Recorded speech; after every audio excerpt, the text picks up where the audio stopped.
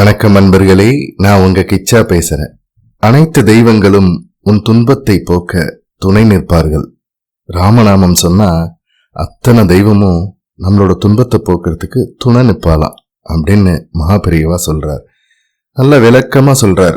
அந்த விளக்கத்தை பத்தினதுதான் இந்த பதிவு. மகாபெரியவா என்ன அப்படி விளக்கமா சொல்றார் அப்படின்றத நம்ம பார்க்கறதுக்கு முன்னால நம்ம சேனலை இது வரைக்கும் சப்ஸ்கிரைப் பண்ணாதவங்க கண்டிப்பா பெல் ஐகான் கிளிக் பண்ணுங்க, சப்ஸ்கிரைப் பண்ணுங்க.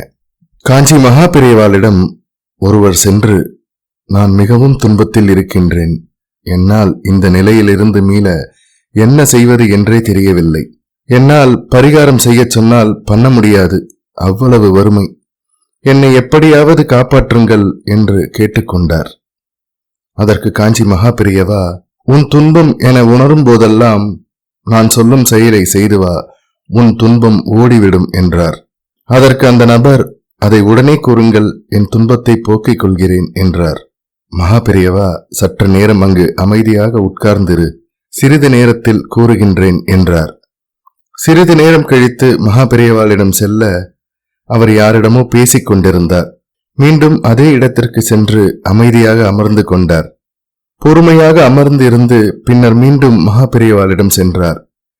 இப்போது உன் துன்பம் பறந்தோட என்ன செய்வது என்று நான் சொல்கிறேன் என்றார். மகாபெரியவா, இவ்வளவு நேரம் என்ன செய்து கொண்டிருந்தாய் என்று கேட்டார் மகாபெரியவா. அதற்கு அந்த பக்தர், ராம ராம என மனதிற்குள் சொல்லிக் கொண்டிருந்தேன் என்றார். உன் மனம் சங்கடப்படும் போதெல்லாம் அதே போல் பொறுமையாக அமர்ந்து ராமா ராமா ராமா என்ற மந்திரத்தை சொல்லிக்கொண்டே இரு. அப்படி சொன்னால் அந்த இடத்திற்கு ஆஞ்சநேயர் வந்து விடுவார். ராமா என்று அழைத்தால் அந்த இடத்திற்கு சீதா தேவி வந்து விடுவார். ராமா ராமா என பூஜித்தால் ராமரை பூஜிக்கும் பரமேஸ்வரன் அந்த இடத்திற்கு வந்து விடுவார். ஈசன் வந்து விட்டால் அங்கு அம்பாள் வந்து விடுவார். சிவனும் அம்பாளும் இருக்கும் இடத்திற்கு விநாயகரும் முருகரும் வந்து விடுவார்கள்.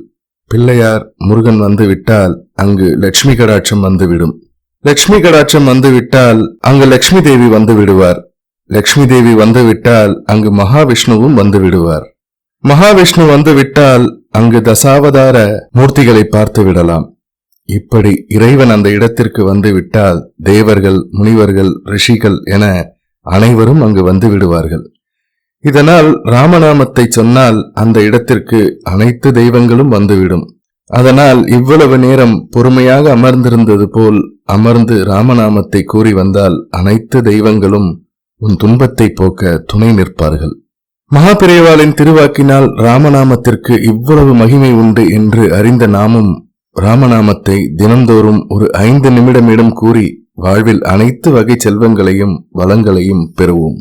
ராமா ராமா ராமா, ஜெய ஜெய சங்கர, ஹர ஹர சங்கர.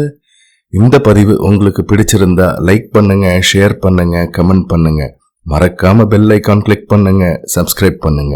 நன்றி அன்பர்களே.